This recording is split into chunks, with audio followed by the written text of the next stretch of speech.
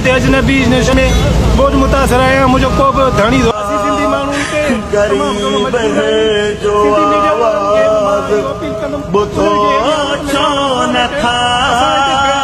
मददगार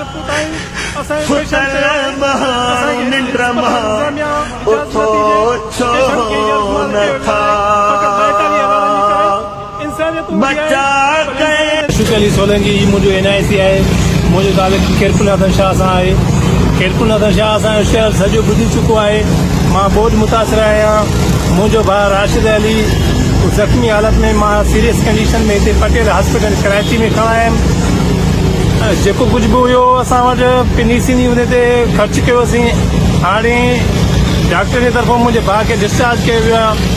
अस्पताल इंतज़ामिया जे तरफ़ां 42,000 रुपया बिल आहे। जेको मां ग़रीब माण्हू आहियां, मूं वटि पैसा कोन्हनि, मां पेमेंट नथो करे सघां। उनजे करे 2 ॾींहंनि खां वठी मुंहिंजे भाउ पेशेंट खे उते यर्गमाल करे रखियो वियो आहे। अस्पताल इंतज़ामिया जो चवणु आहे त तव्हां पैसा ॾेई पंहिंजो पेशेंट खणाए वञो। पटेल हॉस्पिटल में मुंहिंजो भाउ बेयारो मददगार पियो आहे। मां हिते अजनबी शहर में बोझ मुतासिर आहियां। मुंहिंजो को बि धणी धोकी कोन्हे। असीं सिंधी माण्हू हिते तमामु घणो मजबूर आहियूं। सिंधी मीडिया वारनि खे मां इहो अपील कंदुमि त मुंहिंजो ई मौक़िफ़ आला इख़्तियारियुनि ताईं पहुचाए। मां पुरज़ोर अपील थो कयां वज़ीर आला सिंध खे ऐं Peoples Party chairman Bilawal Bhutto खे त तव्हां पंहिंजी सिंधी माण्हुनि जी वायर कयो। उन्हनि खे अहिड़ी हालत में तव्हां रुसवा न कयो। असां हिते बेयारो मददगार पुत आहियूं। असांजो पेशेंट पियो आहे।